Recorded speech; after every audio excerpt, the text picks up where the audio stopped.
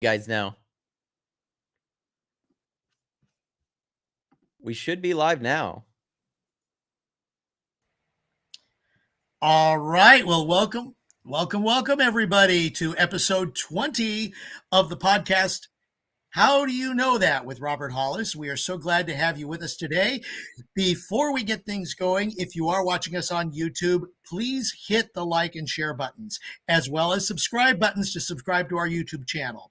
And if you are listening to us elsewhere in the podcast universe, also please like and share this with friends and help us spread the word. Also, if you'd like to join our exclusive community, the Inner Circle, you can also join us by going to roberthollis.com/join to register. There will be a lot of great exclusive content there, and you'll be able to participate in our special breakthrough sessions to help you move on to the next level. Today is episode 20 of How Do You Know That? Our topic is the Golden Rule. Now, allow me to introduce our host of today's show. He is an entrepreneurial evangelist renowned for his incredible achievements. He is also known for inspiring countless of individuals around the globe with his unwavering determination and spirit. And he has also helped 67 people as of this date become millionaires. Known as a mentor, GPS to success, and a dear friend, ladies and gentlemen, Robert Hollis. Thank you, Craig. I love and appreciate you so much. The hostess with the mostest, and also a visionary along with Matthew. Thank you so much. I know Matthew's running stuff behind the scenes, and when we come up with subjects for the podcast, it's even interesting with this one. It's like we talk about acts of kindness. We talk about the golden rule: do unto others as you would want done unto you.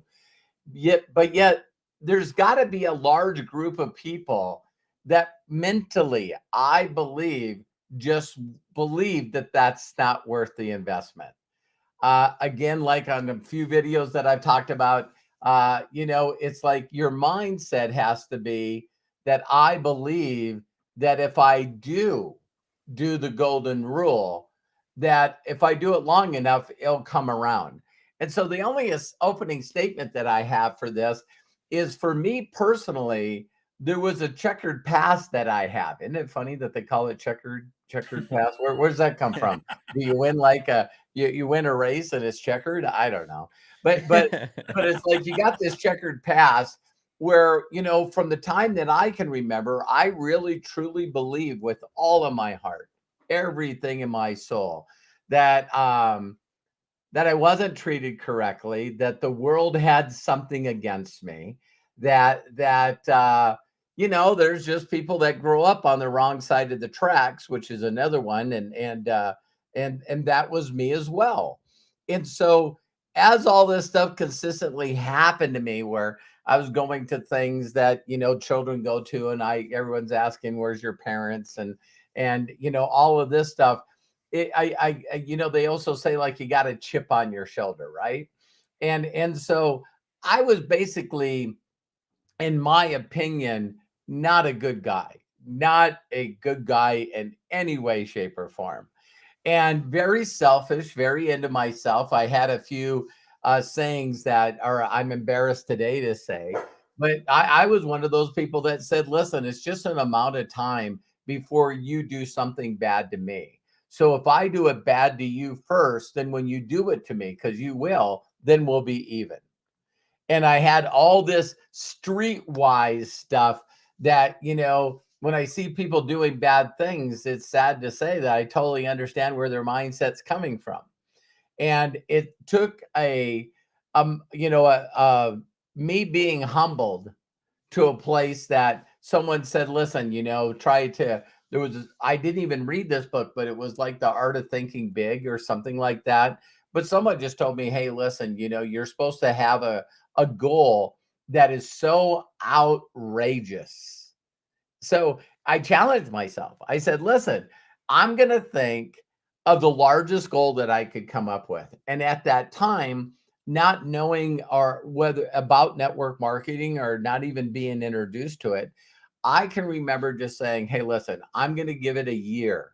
Every day I am not going to mess up. And I'm going to give it a year to prove to myself. And I'm going to do everything I can to outgive God. Now, at that time, if you asked me to describe God, I wouldn't even have been in the ballpark. Would I? But here's the point. I just knew there wasn't one part of my life I wanted to live anymore like that. And I just said, okay, if you want to make the most out. So when I even tell people that I wanted to outgive God, people are going, that's stupid. I go, listen, my mind came up with that because that was the biggest thing I could think of. You know what I mean? And so one mentor shared this thing to me, and I was at the opinion that because of all the stuff that I felt I did that was so bad, that he shared with me that he says, hey, have you ever seen the scales of balance? And I said, yeah. And he said, well, the lady justice, I don't know what they call her, she's got a blindfold and she's holding up the balance. And he said, Bobby, you just have been putting a lot of stuff on this side of the scale for a long time. And he says, I just want you, regardless of what people say to you, what people do to you, just try to put more stuff on the other side of the balance, until it switches. And he says, I promise when you see it flip and go from one side to the other, you're going to feel the same way about everything that negative happens to you. You're going to start feeling like, oh my God, am I the luckiest person in the world? Why do I always land on my feet? Why does everything seem to work for me instead of to me? And, that's hard to really believe. You know what I mean? And so I know people will be kind and they'll do nice things, or they'll reach out to people that have ears to hear to give them a gift just to try to move the scales of balance. But then the human part of us comes in and goes, you know what? That's bullshit. I've been doing it for this many times. And I constantly hear people being tested. Our inner circle people will reach out to me and go, this person wronged me, or this person did this wrong to me. And then they did this to me. And it's like, this is when we're supposed to go back to the person that is not gratitude, appreciation, just giving until, I always love saying this. I haven't said this in a while. Good video. Matt, send me a note. But, some people say you should give till it hurts. Where did that come from? You know what I mean? You give till it hurts. Well, my mentor said, give till you think you can't do it anymore, and then give anymore. Just continue to just doing it.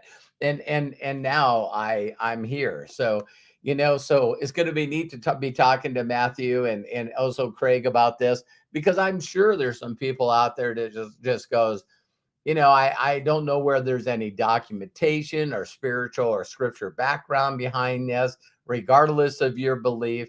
And I think that a lot of people mentally probably feel like, we become a product of what we believe, right? And there's people that I've heard that consistently say, I outgive everyone I know, and it's not coming back. It's bullshit. It's like I can't, and I'm going like, yeah, I don't know. You know what I mean? So I know it works good for a relationship, because the second that I started not expecting anything from my wife or even my sons, and I just appreciate them, I just, am grateful for them, and I always try to outgive them. My relationship with them seemed to go very well. So now I'll lobby it back into one of your guys' laps. Matthew, what do you got to say about that? And I know you've watched me do it for years, so. Yeah, no, I mean, it's funny because you're the person that taught me like that golden rule more than anything, right? I know in certain religious beliefs and certain upbringings or societies, there's different terms for how it is. Like some people call it karma, right? You're like, okay, if I do great things, then I'll be rewarded with good karma. Or if I do bad things, then bad karma will come back around and get me, right? So you're always constantly like playing this game, I guess, with like some type of higher power or whatever, if you're playing around with those things. But I truthfully think if you have none of that stuff, the golden rule always comes down to exactly do what you want to do, but don't affect other people. Like, don't do something negative or bad to them for your own benefit. Like, one of the best things, Dad, that you taught me was to like think outside my head. And this still to this day, you guys, is probably the biggest, most radical change in how different I am than the people around me that I've ever seen. Is that I'm so, because of my upbringing and the way that I was taught with my dad, I'm so attentive to other people. I'm so aware to other people, whether they're struggling with something around me or doing something. I'm that type of person that like if I go over to somebody's house and they're cooking, I'm like, what can I do to help? Do you need me to cut Mhm. some things? Do you need me to do this or that? I'll help you do it. I'm not just going to sit here and watch you. But that's just because I tend to think outside my own self. I tend to like think about if someone came over to my house, if they offered that, how much easier that would be. Right? And that's with everything, right? If somebody's trying to carry their groceries into their house and struggling, I'll help them, right? Just because I'm like, Right. well, there's been times in my own life where someone has helped me. And I remember distinctly this commercial that used to exist. And I joked about it with Hannah, my wife, the other day, because it's like, you see, there was this commercial that existed where someone would see somebody do a good deed and then from a distance, and then it would cut to them doing a good deed for someone else. And then someone else would see them doing that. And it's like the ripple effect of seeing someone do something nice for somebody, thinking outside their head, how that can ripple down to even like the smallest minuscule things of someone helping someone else. Right. Mhm. Like, I'm the type of person that we go out to dinner and then we're walking back and someone was nice enough to like let us pass and cross the street when they didn't need to. And then we cross the street and I wave and then we're leaving to go get in our parking spot. Parking lot's full because it's Laguna Beach. And then I see a car driving and I'm like, we're leaving this parking spot. Stay right there. And then we leave Yeah. and they get that parking spot. And I'm like, I look over at Hannah. I'm like, there's that commercial again. Like, someone Yeah. stopped for us. Immediately, it's in my mind. I'm going up there. Now I'm thinking outside myself, going, this person's time and energy. Like, they were so ecstatic that they didn't have to look for parking because I was pointing, going, we're going to leave this spot. Right. And it's that type of stuff. So, I know we'll go into more detail in many different ways, but Craig, what is the golden rule for you?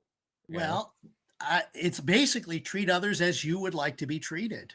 I mean, Right. if bottom line for me, and so Matt, what you explained is perfect because to me, it's, okay, you're walking into the front door of a building or a place, and there's somebody who's maybe a few steps behind you. What's wrong with holding the door open for them? Right. Not because whether they're a man or a woman, because they are a person, and it's showing respect to others. And that's what I love about the golden rule. I mean, there's been, I kind of look it up here and some of the etymology, as they say, is that it began to be used widely in 17th century Britain by Anglican theologians and preachers. But it's not necessarily Anglican. And in my opinion, it's not Christian, it's not Buddhist, it's not Hindu, it's not Jewish. It's human. Human. I love that. No, It's me too. human because I agree. Yeah. if you treat others with respect, then why can't they treat you with respect? Or why shouldn't they? Yes, if you treat somebody bad, then of course, what's going to happen? You see it on videos a lot. People that they treat others bad, they're going to go and they're going to treat other people bad. So why not treat people like you would like yourself to be treated? And I totally agree with it being the golden rule. It works better for everybody. And Mhm. if more people would, and I know that there are current uh, news and social situations where that's not the case, but the more that we can treat each other with respect and the way that we want to be treated and not be blind to our own ego, then yes, absolutely, the golden rule should apply in all things. Well, one of the questions that I have for both of you and Craig, since you finished, you know, is there things in your life that because you think that way that the rest of the world would probably explain as lucky, where you sort of look at it and go, "Wow, that was nice. I didn't expect that. That was like Mhm. an overabundance of wow, you know." Because there's got to be a group of people that constantly, like Midas touch, Right. it's like these people are always lucky. They always, everything they do just seems to work for them. And I'm sure there's a group of people out there that just think, nah, that's not for me. It's like, Yeah. well, how do these nice things keep happening to these group of people? Yeah. I mean, it can be called karma. It can be called a whole lot of things. Right. Um, and the other thing is it's like what we are also taught is maybe certain things need to happen for you as lessons Right. uh to achieve maybe this point. Why are certain people maybe who are not good people in the position that they are in? Okay. And that too, that's part of like the science of getting rich when you think about it, because it's like those people are there for a specific reason. Does that Hmm. mean that you have to emulate them to get what you want? I mean, there are certain paths that you need to follow. We talk about in the science of getting rich, going the certain way. And if you do things in the certain way, then things will come to you. But why do you have to do that on the backs of people? Um, by now, here's what I've got to try to word this right. Not, I mean, everybody works with everybody else, and it should be to a mutual benefit that you gain what you get, Right. but not at the expense. That's the word I'm looking for. Hmm. Yeah. Not at the expense of others. Now, yes, there are people that have gone there and have gotten there, but I kind of look at it also as the maybe that's what's needed to get to that point. But does that mean that you yourself should act in the same way? Yeah, that's very interesting because when you see people that seem to have everything going for them and they're not good people, they don't do nice things. Mhm. Uh, they might actually do really awful things that we all know about. And you sort of like look at them and you go sort of go, you know, I don't understand why that person's having all this going from them for them when they're such a bad person. And when I always thought about that, it was like my mentor coming back to me with the same thoughts as, listen, if I were you, I wouldn't take that class, and Hmm. it's, hey, that's just interesting. Yeah. That's a mystery. So I think a lot of times what people do is they look at, people that in their perception, and maybe in some cases, everyone's perception of what they're doing is not good at all, but yet they seem to be rewarded. But I think it's our perception because we look at it maybe like they're flying private or they seem to have money and they have a nice car and they seem to be partying all the time. But, who knows if they're really, really happy? I think it's just, the perception of what we look at as values depending on the culture that you grew up in, the neighborhood that you grew up, Right. that you think that they got life better than you. Again, compare-itis, but you think that Right. they got a life better than you. So why try so hard to be a go-giver? Why go out of your way to try to put things on the good side of scales if that's the way it really is. And I wanted to throw out some quick words with James Saunders and Jerome for being super chatters. We love and appreciate you guys so much. Thank you guys so much. Yes, thank you so We'll much. take as much kindness as you guys want to give us. No, but Matt, I know that in your search and even my search, I know that a lot of astrologers and stuff that that are philosophers and stuff like that. What are their takes on you know uh putting something on a certain side of scales or whatever? Because Mhm. I know, like Craig said, karma.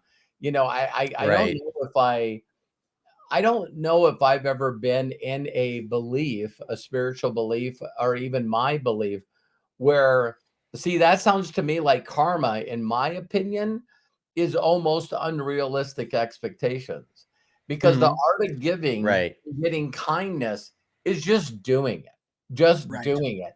If we did stuff like, I see a lot of people that give away a gift because we teach that in our training, and giving away wisdom and stuff, and just doing it, doing it, doing it. And the number one thing that I always get, well, if I connect with them and make them feel good, and then I give them a gift, when do I get to ask for that back? When's the time Yep. that I get to get them to buy something for me or get involved in the business that I'm in? And I'm going like, I don't think that's giving. That's that No, that's of course it isn't, yeah, that's I expecting. You know what I mean? So Right. No, I mean that's in a lot of ways like one of the detriments to relationships in general is people tend to give or do things with the expectation that they'll get something in return. And that's not uncommon because everything that we do is selfish to a certain extent. And it's good to remind yourself that even the karma stuff that we're talking about is a reflection on who you are and believe you are right currently right now, right? And that changes as you grow, right? I'm seeing that sometimes even with myself as I get older. There's certain aspects of things that I wasn't as open to when I was younger, but now I am because I'm now thinking more, I guess, about my family and less about the world, which I think happens as you get older, yeah, right? You start to yeah, go you wake up to this thought that all of a sudden you're not going to be the person that's going to fix things, yeah. and that you see it more as a progressive process of small iterations of positive change. So I do think in a lot of ways things have gotten better, whether you look at like certain philosophies of let people be themselves, or I want to be myself, the freedom to choose who you are, I think is still a very new age thought, right? Like society not telling you who you are, you deciding who you are. And it's a new age thought because we live in a very like me society now, pretty much Right. worldwide. So you have a lot more people for the first time going, who am I? What am I? And that's why a lot of people are having those conversations about themselves, right? Their beliefs sexually, religiously, their feelings on this or that. And I think that what's so interesting about what we're talking about, the golden rule, is you could have somebody that completely believes that they're doing a karmatic good in their life, but it's actually a massive negative in someone else's life. It's a Isn't that karmatic wild? bad. That is And so true. so, since that's the case, who judges what's a good and bad thing on the karma scales? If you believe in God, maybe it's God, and God's like, here's some things that are really, really important that you shouldn't do, and I'll judge you bad for those things. And here's some things that are really good, and I'll judge you for those. And everything that I didn't talk about, that's you'll have to figure that out on your own. And it's like, well, what's good and what's bad on these certain things? They didn't Right, exist when that book was written. So what am I supposed to think about these things? Do I pray to the god or gods or whatever about what's right and what's wrong, or do I go down in my soul and go, is this good for me or is this bad for me? And I think it comes down to that, right? right. Like you could have somebody that's done nothing but bad things through their entire life and been rewarded for it, that lives a happy, fulfilled life and enjoyed it at the Hmm. detriment to everyone else. That's a personality thing. It may not be mine, and I do believe that it's all dependent on the way that you wanna be perceived by others, which is selfish, right?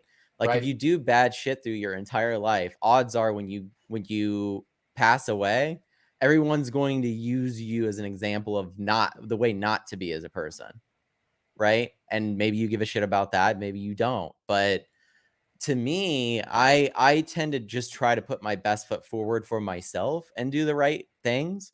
And I've learned through my life from what you've taught me, Dad, that by doing that, majority of the time, people see me as like a breath of fresh air Yeah. in the modern, I'm always thinking about myself society. And that's Right. helped me get close with people that it would have taken a lot more time to do because they saw where my heart was immediately. And I'm a firm believer as I've gotten older and just showing who you are as soon as you can, right? The way that I talk, I learned for so long I used to shape the way that I communicated, right? Based off of whether I wanted the person to like me or not. So I'm like, they're interested in Ah, these things. I need to deduct all of these things. And for the longest time, there's been incredible people in my life. My mom is one of them, where I'm just so envious of these people that can just be themselves in these situations all the time, right? yeah. Like whether it's profanity, they say things in a certain way, they act in a certain way, they're just completely themselves and they don't give a shit if you don't like that or not, right? They're Right. not trying to shape themselves around your experience, they're trying to live their own. And I think as I've gotten older, it's more like figuring out and deciding what's my own and what I like, and then living by those principles and being okay with those changing as I get older, right? And shifting I as I think get that older. So, one of the things that I believe is that you got first of all, I talked in a video today about how important it is to put yourself, like you said, Matt, selfish, to get to love yourself. And a lot of yep, people don't know what they should or shouldn't do. And I always tell people, listen, just try to remember what people did for you that made you feel good. You know what I mean? And it's funny, everyone in our neighborhood, I mean large neighborhood, right, we got an apple tree and we got a pear tree. And it's like it's just gotten around that, hey, if you go up to the Hollises and ask them to pick any apples or pick any pears, they'll just tell you, hey, no problem, right? right. And so it was pretty interesting today. There was a door, our doorbell went off, and I walked up there, and there was this lady, and she had this jar, and she said, "Listen," she said, "I know I talked to your wife." She said, "But I make this pear jam that everyone loves," and she says it's sweetened with honey, not sugar, and she says, "I'm not bragging, but I've won awards for this." And she handed it to me, and I went, so you want me to give this to Terry? And she said, no, it was some kind of small token that I felt like I needed to do for you because your wife told me that you're currently not, you took sugar out of your diet. And she said, and I have relatives that have diabetes. And she said, so I make this and they love it. Wow. And I'm going like, okay, so this lady picked pears from our tree. I didn't know anything about it. And because of something that my wife said to her, she wanted to come to me and give me this gift. And I'm going, it made me feel good for a number of reasons. Right. One is I'm very grateful that we got a pear tree and the apple tree, and people constantly And it want, keeps growing too. It keeps yeah, flourishing. keep So, harvesting. It's like the word's getting out. And then it made me feel good that Terry was saying something, my wife was saying something nice about me. And then it made me feel good that she actually listened and that she went out of her way. And I said, listen, can I give you any money for this?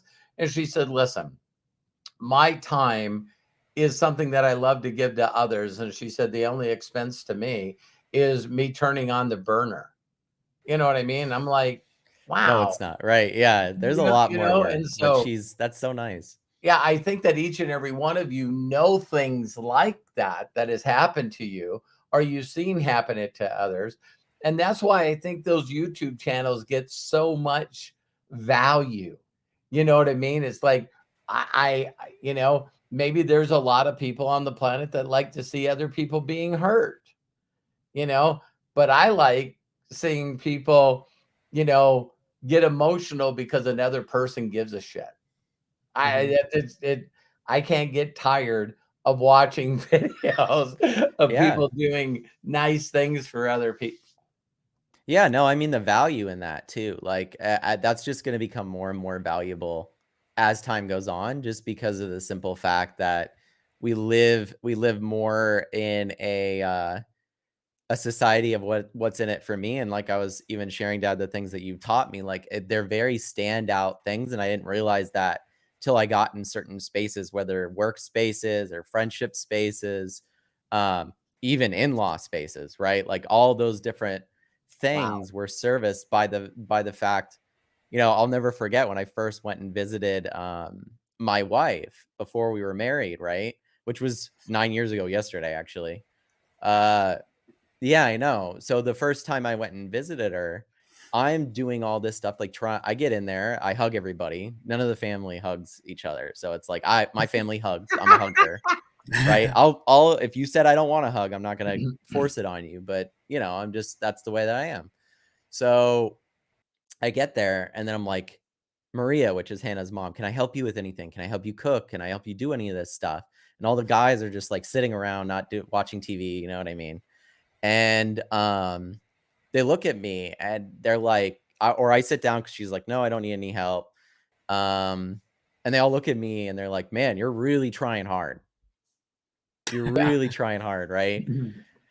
And Are this, you a kiss ass? Or right, or I'm yeah. opening, we go out to dinner, I open the door and pull out the chair for Hannah and her mom, and they're all like, wow, you're really, really like trying to get on their good side. And I'm like, in my mind, that was one of the first times because I had been around, there's certain people, some of the people that have been around are so similar to me, right? Like my friends are just like me. They'll open the doors for people, they'll do all those things. So I'm now noticing this and going like, wow, this is really abnormal for them to the point to think about these things to the point that they think I'm being a kiss ass for it. Yeah. When it's so normal to me that Uh-huh. I don't even think about it in my mind as like a above and beyond thing. I think about it as normal. So it's like really interesting because I think what we'll play around with this whole golden rule topic is how different that is in whatever group you surround yourself with, No kidding. Oh, right? No wow. kidding. And how important that Absolutely. is to get a system together or get a group of people, like I said, with my friends and my family that do those things. Because then it doesn't become abnormal or something to pick out. It just becomes normal for you to be a good person, to do good things. And I think that massively benefits you in a world of people that maybe are not as much that. So, Well, and it's learning the different culture too. Like you right. Right. you you've brought up is maybe culture wise, these aren't the people that would be considered, what you're normally used to Hmm. because you grew up in a completely different environment. And okay, now that you see it, you maybe understand it a little more and that kind of thing. But is that, that's the thing about like it is vague in that regard, if you think about it. Isn't it Um, amazing? Isn't it amazing that they're like, again, what my mentors have shared with me is, Robert, you might not like this, but there's an opposite perception to you.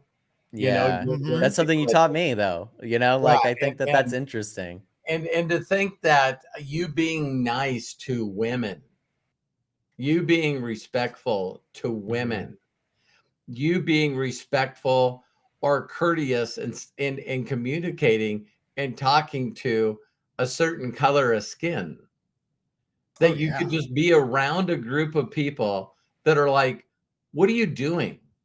What are you doing? It's like, you don't talk to, the whole phrase, don't speak until you've been spoken to. The So you, children you thing go, too. Yeah. so It's like you grow don't up around a culture that, men are not allowed in the kitchen, or, right. women are supposed to serve men, or, one of the ones that blew me away, because you're just not, you just don't know that you don't know. But when I years ago, golly, I had to be like 6 maybe, but I actually got to visit my dad's side of the family. That was the last time too. And my great, I don't know how many greats go back. There's a city called Hollis, Oklahoma.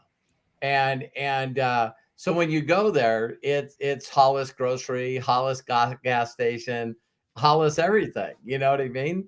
Right. And it was pretty interesting because I was walking with my grandma and we were walking on the sidewalk, and we came toward a group of black people, and all of them stepped off the sidewalk into the street.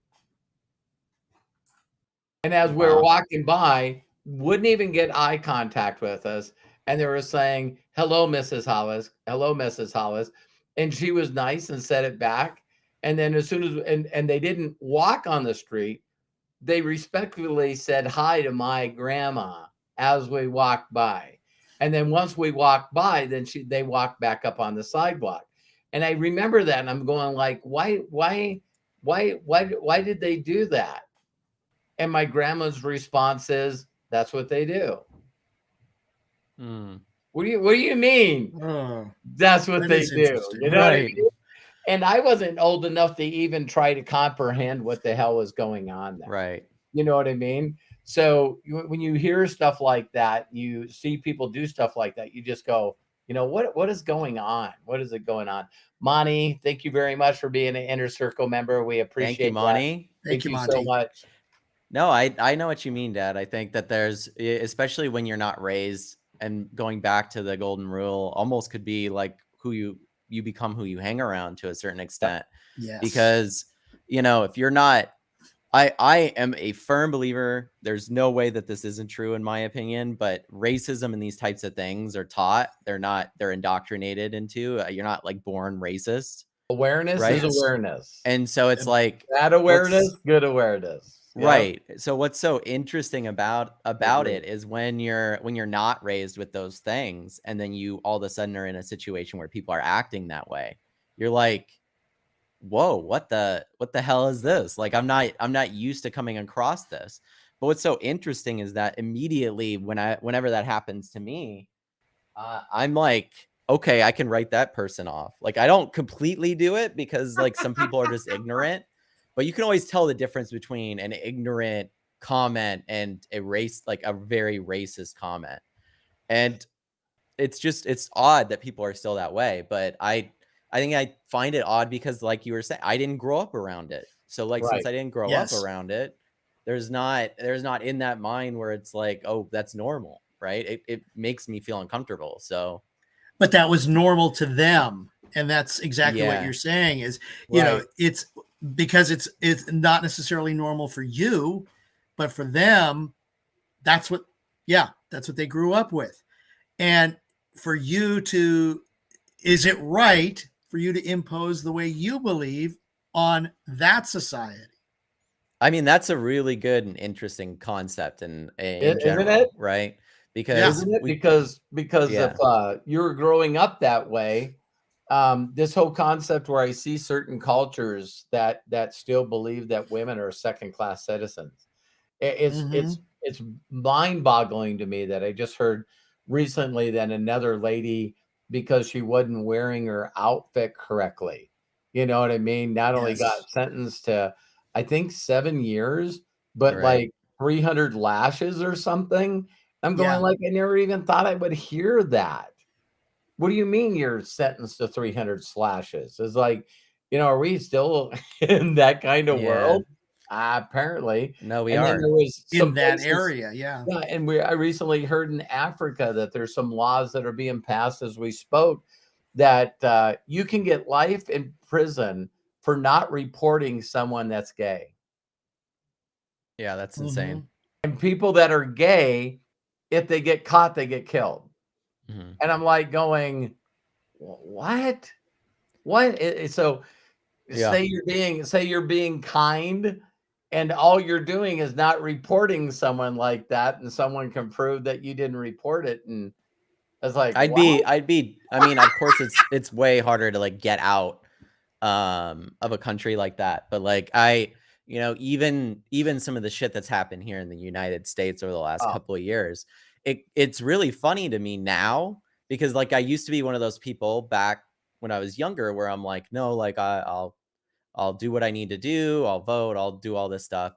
And now I'm seeing it more as just like riling everybody up with the same shit that they've been doing for like before I was born, Yeah. right? Same Oh, yeah. issues, all these types of things.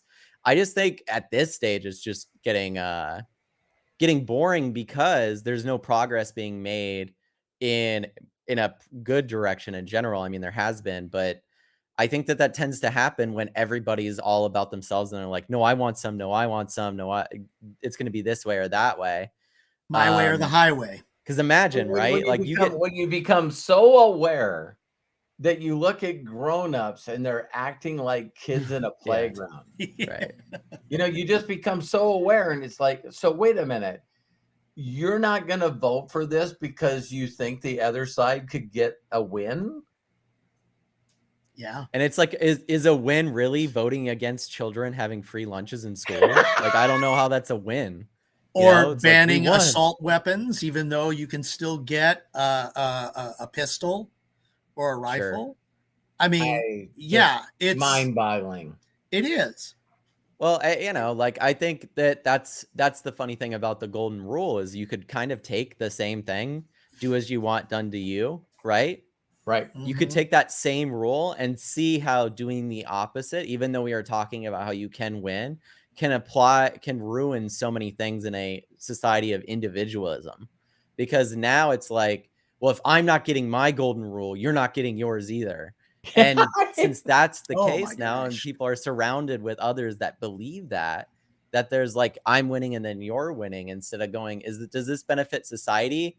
And if I'm taking something away from somebody else, right? Like this is why I love living in the United States, and I still will till the day I die.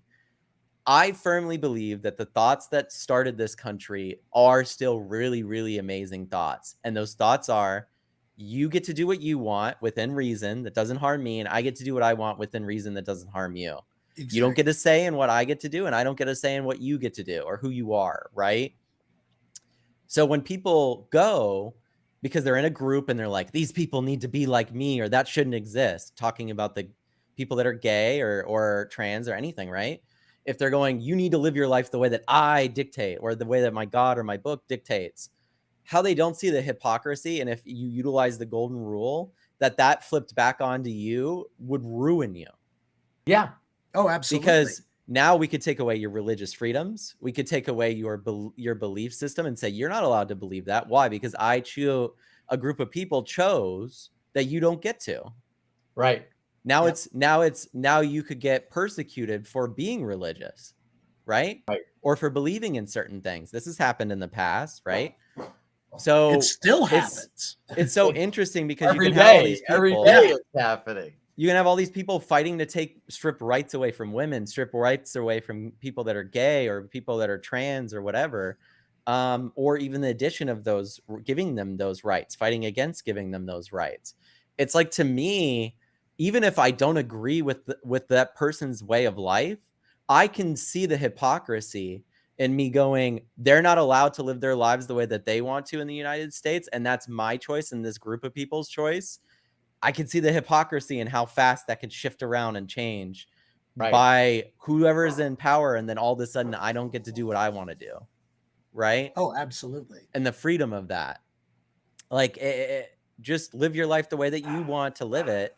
Let them live their lives the way they want to live it.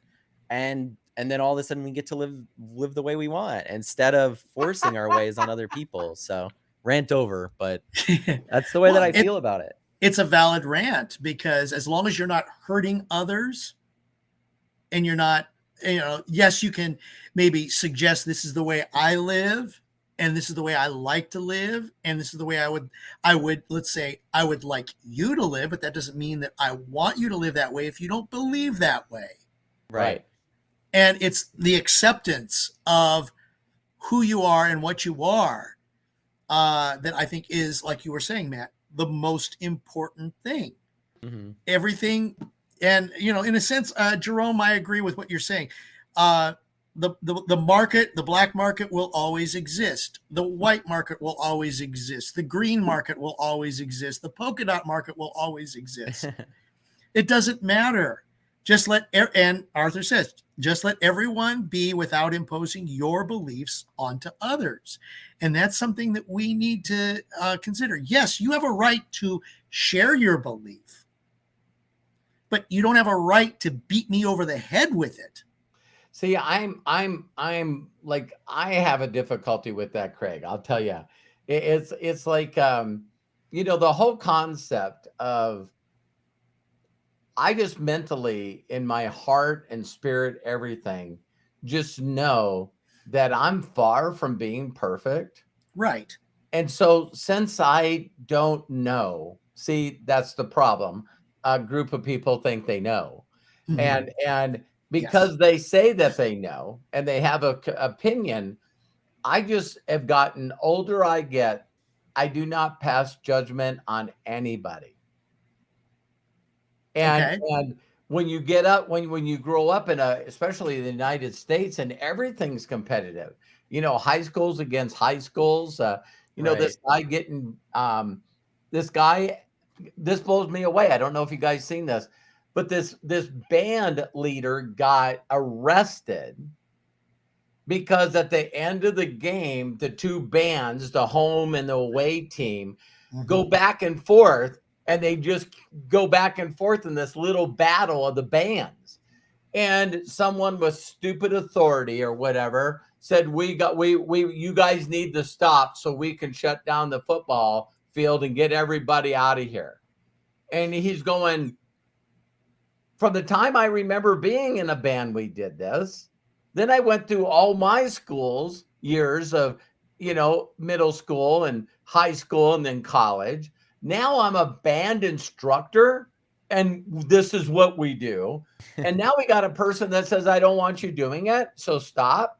So he didn't. And they called the police on him, and they not only arrested him, but they tased him. And I'm going like, he's leading a bunch of kids playing. I'm going, what? Well, I think that's where the individuality problem really exists in society now, not thinking outside yourself, right? Right. Like you brought up in the last podcast, Dad, how could you have a majority of people in the United States be for background checks for guns and not have it as a law? And it's really interesting because you can have one person decide, oh, I don't want this to happen, and now the majority has to live with that. I thought we did this country for the opposite of that, right? We did. Something about we People the died and people, continue to we die the for that. people, not us the people. I Right. never thought we the people, not us the That's so people. true. That's actually a good statement. Yeah. That could be on a t-shirt. Yeah, I've never heard that or said that. Us Yeah. the people. It's us the people. And It's so the truth, this I mean, it's difficult. constant, in my opinion, bullshit of anybody being able to judge anybody is just mind-boggling. It's just totally mind-boggling that people mentally can gather around a group of people and all point and cast judgment onto another group or individual, and they just get the rights to do it. It's like no one gets the right to say all the stuff that you did wrong. You know what I mean? Well, Yeah. it's so weird too. Craig, go ahead. No, keep going. Oh, Keep going. well, I was just gonna say it's so weird too because you have like this, like I said, it's almost like the golden rule in reverse, right? Like you'll have Right. it becomes so common that it's uncommon for it to not exist. I've been actually going through a bunch of David Foster Wallace's stuff lately. If you guys don't know who that is, he wrote Infinite Jest. There's a great movie about him called The End of the Tour, if you guys want to look that up. But End he's of the tour? The End of the Tour. But he was a writer back in the day. Unfortunately, he's no longer with us. But very intelligent guy. He has this amazing essay that he voiced himself that someone animated called This is Water. I've posted it before. But where he talks about like the individuality of all of us and how we're kind of like living our own story, and we see life as a whole as like this this movie that we're in, right? We're the ones running the movie. We're the lead character of the movie. Everything around us is happening to us. So it's all processed through us, including other people's emotions. Our emotions are instantaneous. That's why we go, I don't understand why people don't get me, but I can't get others because I'm not connected to their emotions in that way.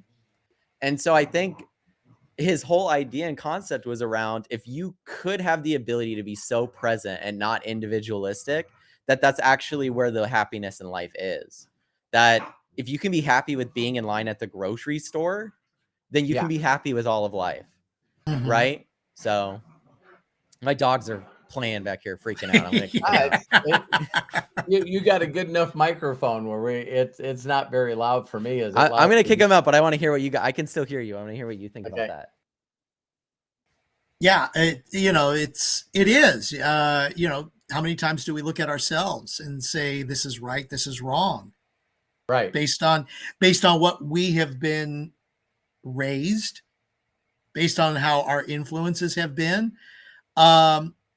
And yeah, it's, what brought us to that point. I mean, when I look at myself, okay, and Matt, what a great analogy when you say you are your own movie.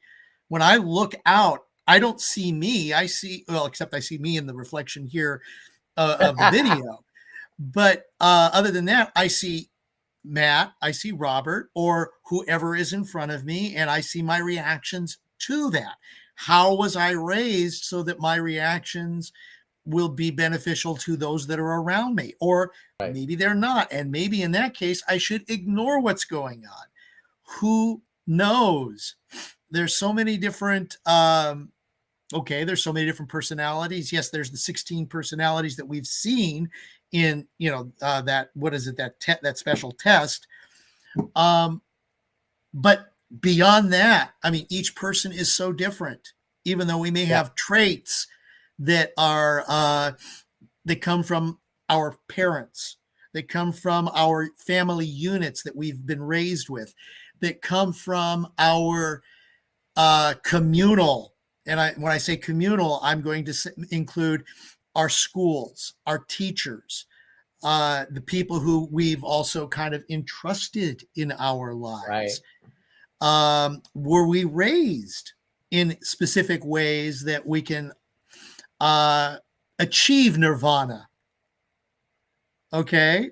Or are we all going to hell in a handbasket because of the way that we think, and that's the way that we were raised? You're not stepping on my property.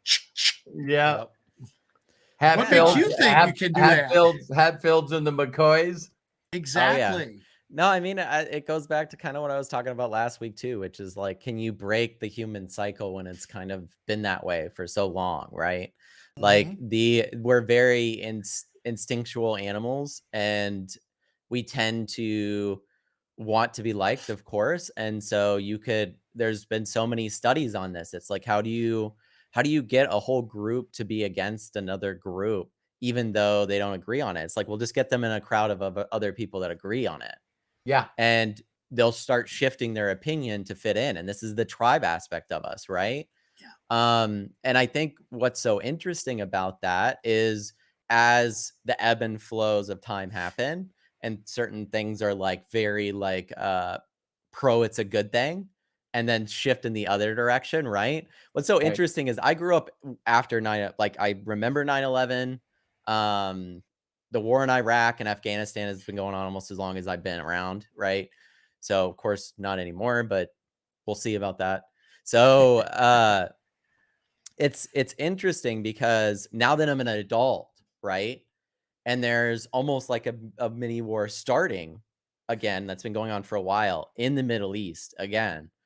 I'm aware now, and I'm going like, man, how long until we start making excuses to send people over there to fight? Like, it's just a matter of time, because They're there's over always there. like, They're right. all the ships and everything. We stand with Israel. Yeah. Man, I'm telling you what, they got the aircraft carriers, they got everything going over there.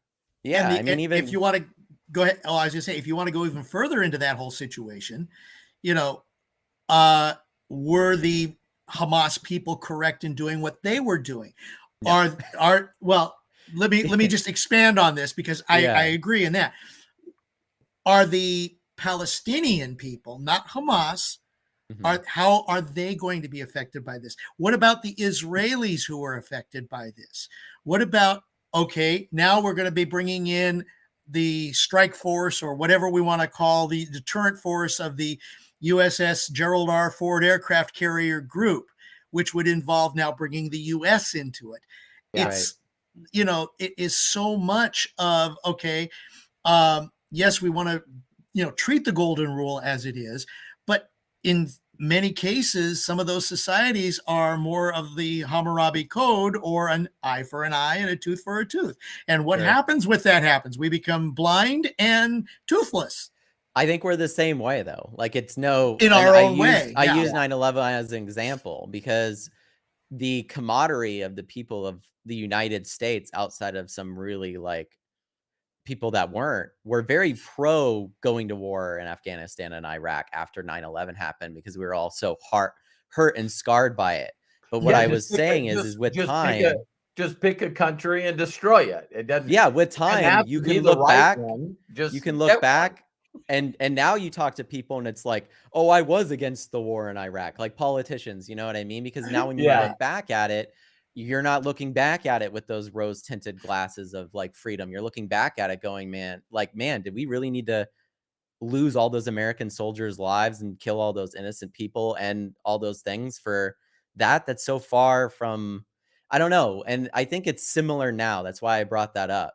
Is I think Right. with time, like whether you're on one side or the other with the Hamas or the Israeli stuff happening, the end of the day, innocent Israelis and Palestinians are being killed.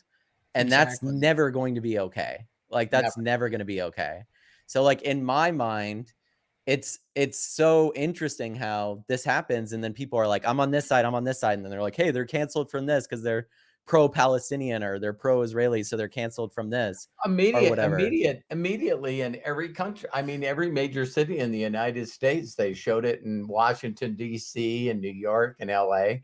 That immediately it's crazy that you could have protesters on one side of the street and protesters on the other side of the street, again, on either side. Sure.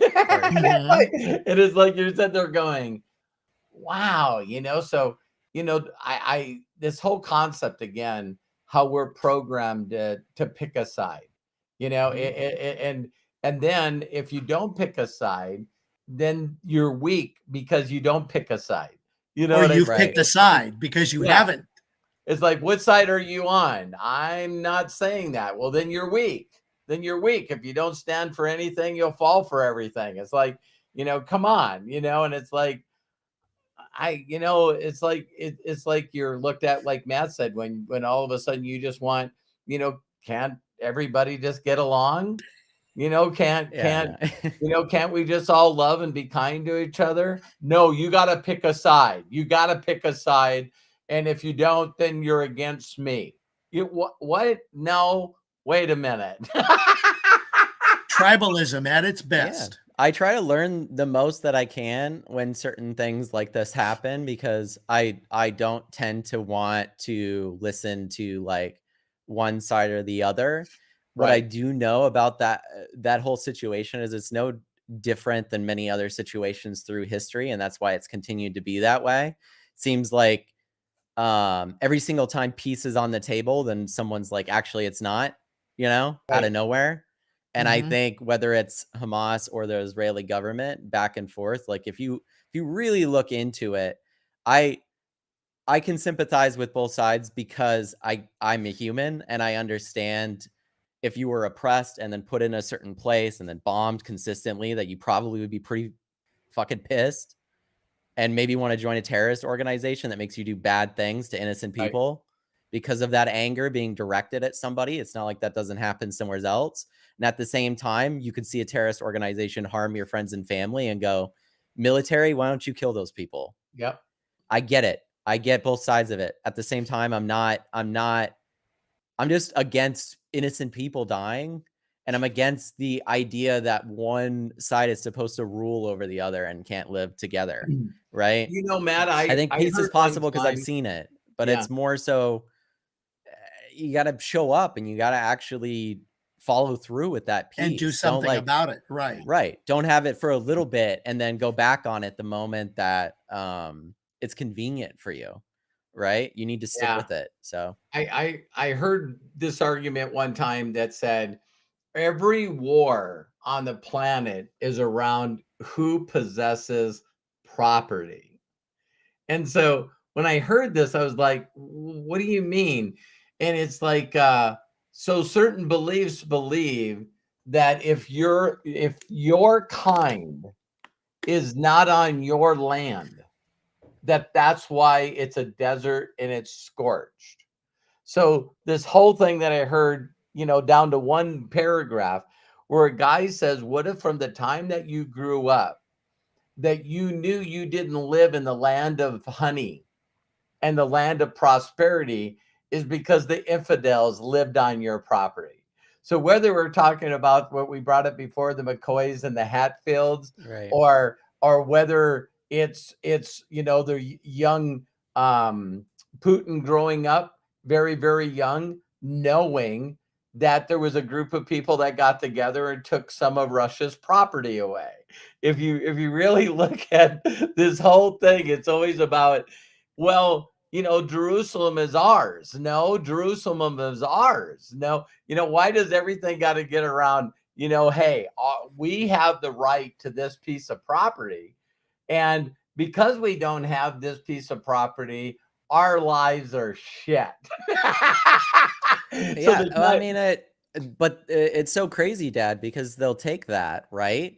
And they don't make an attempt to make these people's lives any better to eliminate that thought. no, As a matter of fact, they double down on it they and double do down. damage to civilians on both Mhm. sides, which just causes more animosity because there's no way to get out of that chain because that chain is a generational one, right? And so, like, I really get even in the United States, as BLM was happening and people were rioting and stuff, I'm not for destroying people's businesses out of nowheres. On the other hand, like sometimes no one's listening to you and you're going, how Right. else will people listen to me if every single time I try to go the peaceful route with things, nothing ever gets done? And so, like, I think going back to like Hamas, right? It's if they're in a situation where this terrorist organization exists and they're having people, just like you said, Dad, grow up, not just with that, but having lost family members or having known damage done to their family or something by this military, then it's a lot easier to go, they're the bad guys. There's someone else that can attach to that thought. That stuff Yep. happens here in the United States too, by the way. Like, Oh, of course it does. So it's like, oh, if your job's going, it's because of immigration. When the reality is that the United States is a superpower of the world because of immigration. it's weird. So Mhm. you start cutting off immigration, you start cutting off innovation. Those people are going to go to other places that are pro-immigration, and you're going to watch us slowly stop being the innovators of the world. That's what happens. But I think it all comes down to the golden rule of like, if you just allowed people to be themselves and allowed you to be yourself, it would go a lot better. It would go a lot easier. But it's almost impossible for us to get onto that train of thought when it's so easily indoctrinated into young people because we just keep doing it for some reason. We're Right. in this pattern of just doing it to ourselves. So we can sit here and talk about it, but it's really never going to end because that pattern really hasn't ever ended in the time that we've Yeah, I don't existed. know. I don't No. know. I don't know if the awareness, I know for a fact that it was 2025 for me when all of a sudden I hung around people that taught me that I need to be that it would be beneficial for me to think about other people and how they felt. And I was just like, what? It's like, why should I care about how other people feel? So if it's never ever part of your thought pattern and you're part of your awareness, then my God, so people are always trying to figure out why, my life is the way it is, and it's not perfect, but I do my very best to try to think of other people, what they're Yeah. thinking, how they're feeling, how can I make them feel better. And Mhm. I don't think people understand that if you don't really truly feel that way, then you're not sincere. So I Right. get people that try to duplicate exactly what I'm doing, and they don't get any results. And I always say it's because of two reasons. One is if you believe in a universe, then the universe is actually protecting people from you. You might not like to hear that, but if someone needs a mentor, someone needs someone to guide them and hold their hand and tell them that you're proud of them and tell them that you believe that they can do it, and you can encourage someone because you don't look at it as competition, then all of a sudden that makes the person feel like you're sincere. They feel loved, they feel seen. The thing that I get constantly is not only do I believe that you're talking directly to me, but you just seem like you're like me. You just seem down to earth. You just seem sincere. That's hard to fake. Yeah, I mean, going back to the David Foster Wallace stuff, he actually had a saying for this. It's if someone is genuinely themselves, you can feel it in your bones, in your nerve endings. That's strong, Matt. And Yeah. and you can tell that with art, you can tell that with the way someone carries themselves Yep. even out. It's so weird, right? Because like we all can shake our heads and collectively agree that that's true, Why right? is it certain actors who do certain roles or certain musicians who sing certain songs get through to people because they can connect with people, and others who just sing it because they're just singing it or doing it because they're doing it don't, even though it's the same words or the same Yeah. style? And, It's and, like and high, so yeah. you just made me, other than singers, Craig, you made me think not only of actors and singers, but that's why certain politicians sound like certain politicians. Mhm. Yes. We all know right away. It's like, well, what's your favorite color? Well, it depends on the group that I'm talking to. Now, that's not what they say, Right. but that is what we fricking hear, It's right? true. It doesn't make a difference who you're talking to, pro-abortion, whatever. It's like against abortion. And these politicians refuse to be themselves. Right. They just want to talk around these issues and not Yeah. really make themselves solid on them. And then And you wonder how somebody from a reality TV show that is himself can become president, even though, you know, it's Yeah. I mean, truthfully, even though I'm not in any way supportive of Trump, I think it's similar. If you just take yourself, like instead of me going, "Oh, Trump this and that," all these things that you'll see people do, right? Or vice versa, Biden. Isn't it better just to be an observer and then have a personal opinion based off those observations that you don't need to push on everybody else to believe because you're just solid and okay with yourself enough that you're fine. I That got it's one like better. I don't need I it, got you know? one better. I'm 100% okay for me is me constantly going to the default level for my mind is I don't know. Mhm. I don't know. Because when I don't know, I don't have to pick sides. When I don't know, I don't have to, really gather in information. Because here's something like when we talk about politics, it's like everybody can be for one side or the other. But on January 6th, the people that were on one side didn't feel good about being on that one side. You know what I mean? It's like you could be the biggest far right conspiracy theory dude and be way over there where everybody thought that you were nuts, and you seen those people go, that's not fucking right. That Yeah. that went too far. And that's what I feel bad for people, like we're talking this war that's happening, in Israel and the Gaza Strip, because there's a bunch of people that are playing like the January 6th people. and the Mhm. rest of the people are just frickin' victims. It's like you got this group of people that are so fanatic that they might hate the other side and then seen when these people were attacked and went, that's not right. That there, see, again, we get to go to the place of feeling where if, the golden rule is just, man, how would that make you feel?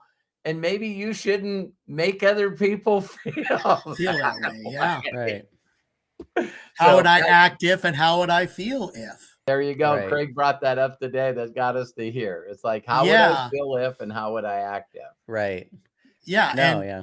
it's a foundation Yeah. to each and every person, uh, regardless of how we were raised and what we believe. But how would I feel if this happened? How would I act if this happened? Yeah. No, yeah.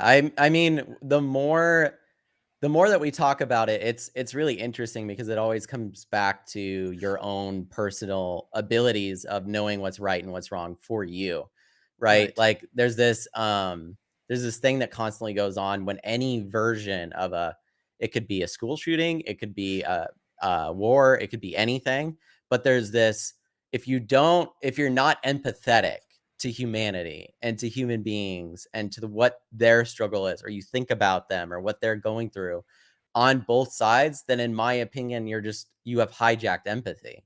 Like you're not Yeah. empathetic. You're more like, whatever these people tell me that I should be empathetic for, I will be, but I'm not empathetic for humanity. I'm not empathetic for the Exactly. children that are being killed, or Oh, the men and women that have nothing to do with this conflict that are being killed, which happens in every war, which is why war is not okay, right? yeah. Like Mhm. it I think it's really, really interesting because no matter where you go with it, um, if you're in that camp right now where you're just pissed at what's happening, but you're not empathetic to what's happening, I say take a couple steps back, and instead of being upset or being mad at one certain side, just think of like the empathy that you need to have and that humanity would need to have to solve these problems. And it's not that you need to be, like I said, that course to get it there, but if you Mhm. can keep yourself in that frame of mind, then at least you can spread that, right? And I try my best to do that.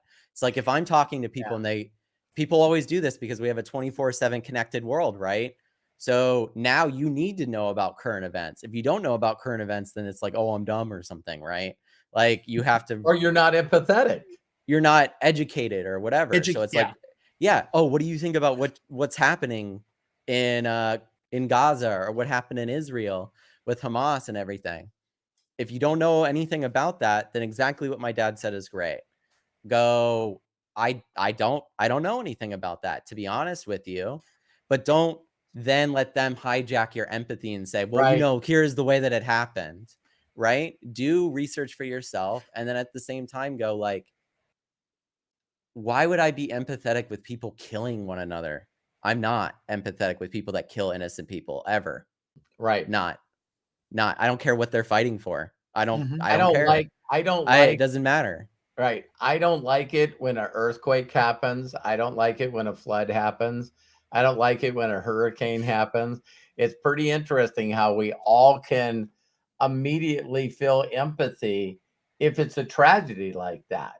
So it's an earthquake. Non-man-made, right. Right. It's a giant flood. No one even really talked about it, but it's like some flood hit Iran or Pakistan or something like that, and they said it was like 20,000 people are gone, Yep. Mhm. and it's like, I don't know, do we get to raise the definition of what a It tragedy is based on where it We didn't have happened? time to talk about it. We didn't know where the jet went. Yeah.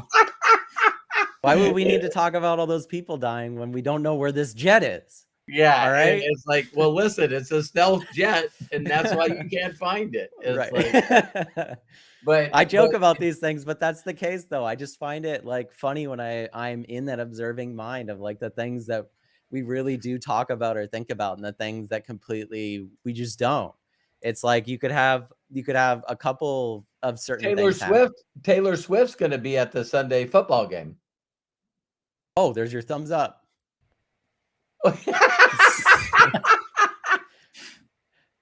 Oh, there they are. Ta-da! Yeah, But yeah, it's like when Taylor Swift is going to be at a football game, and that takes priority.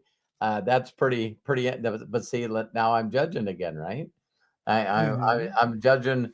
I'm judging what's supposed to be important for some people versus I was another. just gonna say the same thing. Is it's hard because you get yourself caught in that, right? The more that you're like, oh, isn't it insane that this is important and this isn't? And then you take a step back and you go, yeah, but if humanity observes it that way and that's what's the most important to it, then I guess that's the case.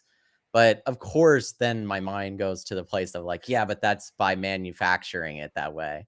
Like, there's a reason you don't hear about certain things and then you do hear about certain things. Right. It's right. Like, you might be more sympathetic to the people of what they're going through in the Middle East if you didn't spend all this time being indoctrinated into the thought that it doesn't matter. Yeah, Right. living in our own echo chamber is Yeah. really, really, really nice. Yeah, like, I was just thinking about it the other day too, because it's like when that whole attack happened, I could just imagine how insane it would be if like 9/11 happened, and then after 9/11 happened, we just had a group of terrorists like occupying places, killing civilians all the time. And we're like, I wonder how our military would react. And then that's why I put myself in that position where I'm like, yeah, they probably would go around and just kill everybody that they could Well, as a the retaliation. president, Not that that's the right thing to do, but that's the way yeah, that they'd handle it, right? So the it's person I weird. guess that's elected for Israel, Newton, Netanyahu, Netanyahu.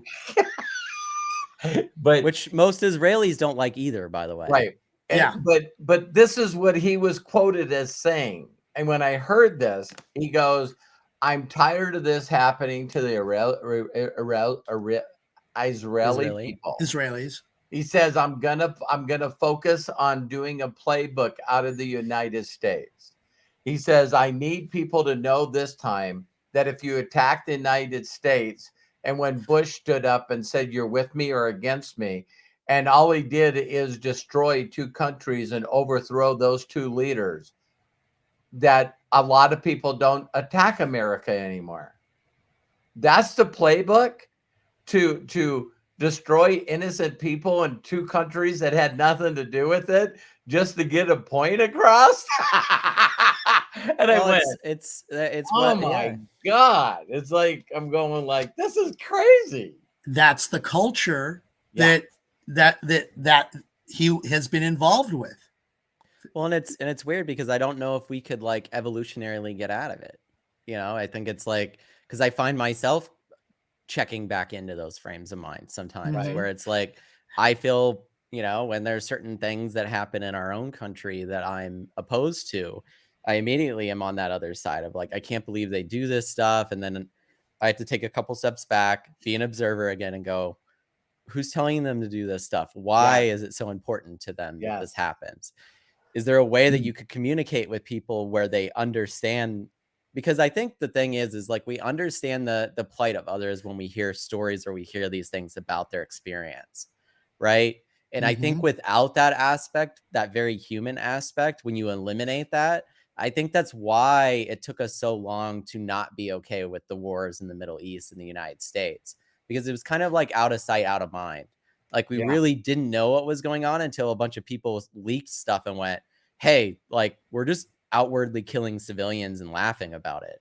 I don't know why you'd think that would ever solve the problem of those people wanting us dead. That would do the opposite, right? It's like, of course that's the case. So like, I think the more that you think of it in those terms and you take a step back and you're an observer, the more you can kind of see humanity for what it is. But it also is very pessimistic, unfortunately, because anytime I'm in that place, I always feel like there's nothing I can do about it.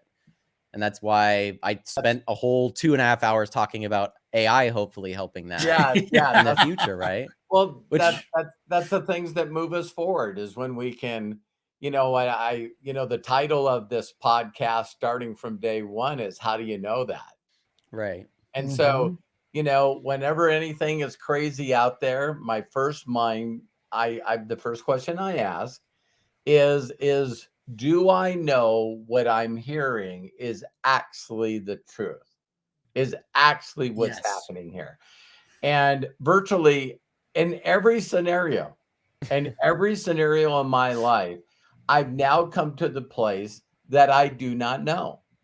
Yeah. What a great place. So now that I don't know, now I can come from a place where, what can I do to make this place better? Step Yeah. one, In your world. yeah. Yeah. Now people say you got to talk about things. Well, what you got to do first is you got to live the golden rule and prove to people that by their fruit you will know them. That success leaves clues. And that's when you get the idiots, in my opinion, that start doing, well, it's the either or thing. See, because that's not true. It's either family or success, or it's always you got to pick one or the other. It's either God or money. You know what I mean? And then all of a sudden, when I started going, how do you know that?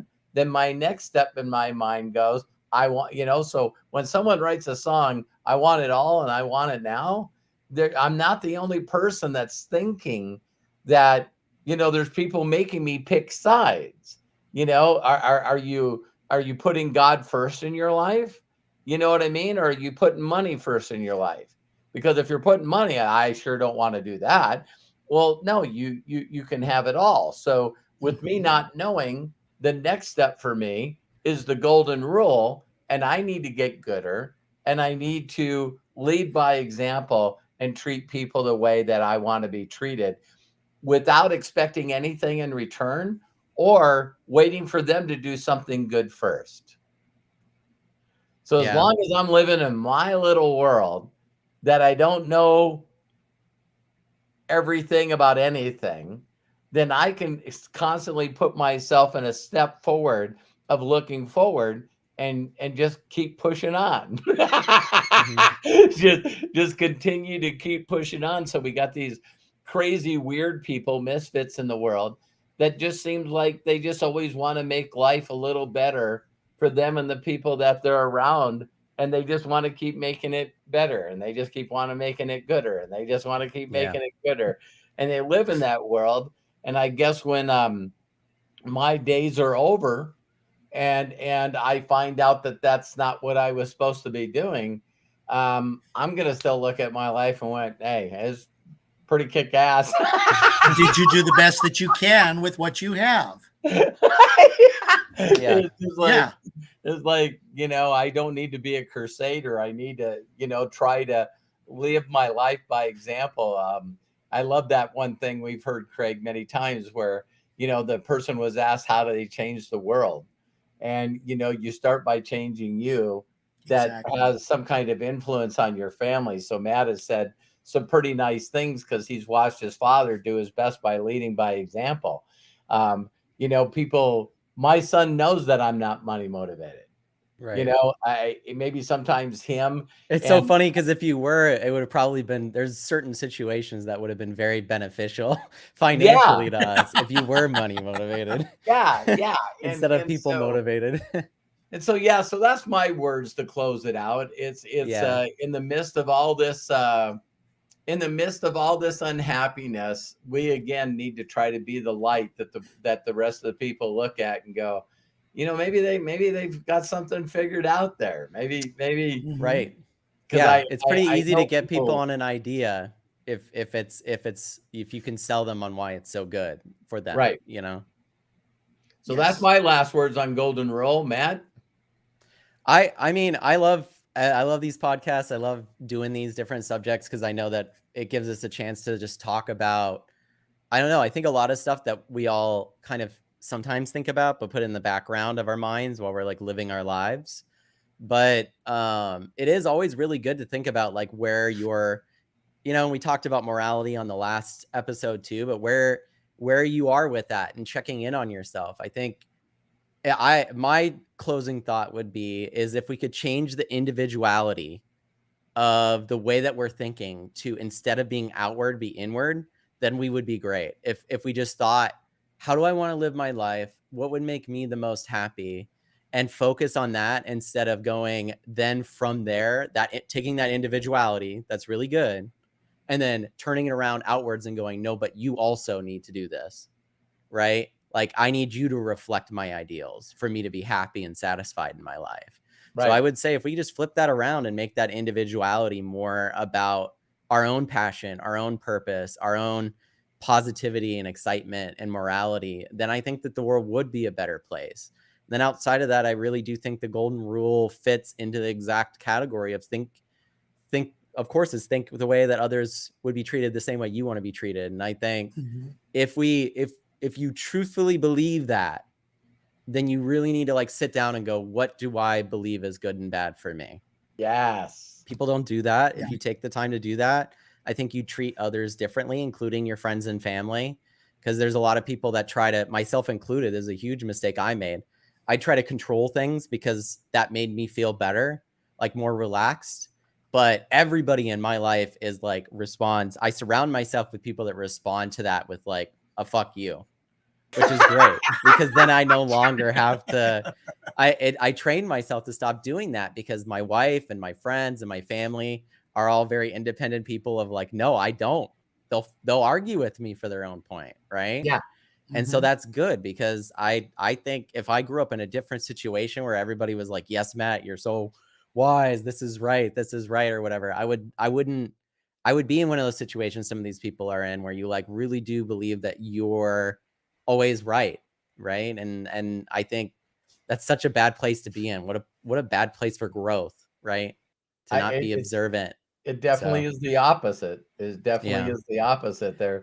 All the people that I know that have ego and know everything, they just don't seem to be happy with a group of people that like being around them. Yeah, Yeah. it's very true. Damn, So, that's so deep. we've talked about some people that might be popular enough to become a president, but you just don't have a lot of people standing up going, "I love hanging around that guy." Yeah. So, Craig, why don't you give us your final thought and close it on out? Well, I love the fact that we decided to talk about this because it opens up more ideas on how to be open, not just to everything that's happening, but to what our own beliefs are and to how we feel. I know that when we talked earlier today about the topic and it kind of morphed into the golden rule, but it was like, how would I act if and how would I feel if? And based on the way that we are raised, that in a sense is the golden rule. And I'm not trying to put a button on it that's the absolute. Yeah. But if we could just keep that idea in mind, like you both have suggested, yes, how can we get through our daily life, our lifetime in you know in the best way that we possibly can, and how many people can we influence, or not necessarily influence, can we relate to, Give an example to. give an example to. Thank you. Exactly. And whether it's us or whether it's us inspiring others, Right. uh, or whether we just sit back and say, you know what, that's not a bad idea. It's a matter of taking it into our own consideration and thinking, okay, how does this affect me? How does this affect my community? And when I say community, it could be family, it could be the people I live with, it could be my friends, it could be that my working associates. It's just a matter of taking everything into consideration and thinking, okay, given my life, given my lifestyle, given where I am in this current existence of mine, am I making things better for me? Am I making things better for others? And yeah, I mean, if I can live as close to the absolute of the golden rule, treat others like you would like to be treated, then I am hoping that I will be able to be treated in the same way that I am giving and treating others. And if not, then I have to be open, as you all both have suggested, to the thought of maybe I'm not doing this right. Maybe Right. I'm not doing this in the way that my society feels I should be doing it. Good wisdom. Yeah. No, I agree, Craig. I'm on the same boat as you. I do have one quick announcement, by the way, Please. before we close things up. So we've heard from you guys. We've seen that you've went and printed shirts with "Are you kidding me" on them and things. So we're actually in the process of working with a couple of things to get actual merch out with some of these things on them that Robert has said, and some of the Hollisisms that we've had through the years and stuff printed on merch. So I not an exact date of when those things will be done, because we're doing designs and also figuring out the logistics of where you'll buy it and how you'll get it shipped to you and everything. But all of that will be supporting the channel and supporting what we're doing here. So stay tuned for that. That will be exciting. I can't wait to see you guys, because I mean, the moment that we saw that in the last hangout session with everybody, and we've seen it a few times, it's like, what? Everybody's so excited for it. We just need to figure out a Thank you, way we can get Jerome. this into more Thank you, people's thank you, hands. Jerome. Thank you, for Jerome. yeah. Yes, for giving us Yeah. that idea. Yep. Well, that's all I had to say. All right. So That's it. All right. Well, ladies and gentlemen, thank you so much for being a part of our podcast today. Of course, you can follow Robert Hollis at roberthollis.com. You can also follow Robert on YouTube at roberthollis.com/YouTube, on Instagram at Instagram/official Robert Hollis, on TikTok at tiktok.com/@real Robert Hollis. And please don't forget to like and share this video on YouTube and share it with others. It's going to help us grow our community and reach those with ears to hear. Our schedule normally is every single day at noon Pacific, 3 Eastern. We have things going on, going live Sunday through Friday with Robert Hollis. Then there's Ask Me Anything, where you get to ask Robert, a certified multimillionaire, any question you have. That's on Saturdays, noon p.m. Pacific, 3 p.m. Eastern. And then, of course, this right here, our How Do You Know That podcast, taking place at 1 p.m. Pacific, 4 p.m. Eastern every Wednesday. And on Thursdays, if you're part of the inner circle, where you can go to roberthollis.com/join, we have our breakthrough sessions, and it's an exclusive breakthrough session. And we go into more depth on how to help take you to the next level and get you gooder and gooder. So at the end of the year, you're 365% gooder than where you are today, because it's 1% gooder every single day. Matthew, thank you so much for being our executive producer and visionary. Robert, bless you. Thank you for giving us the opportunity to get together and to share these amazing thoughts with us. Maybe I'll get this to work. And thank each and every one of you for taking your time, your busy schedule that you have, to join us and let us share and talk about all of these things with you, and for your input as well. So until next time, please be good to yourselves, be cash, and bye-bye. thank you, everybody. Thanks for hanging out with us. Thanks, Craig. Thanks, Dad.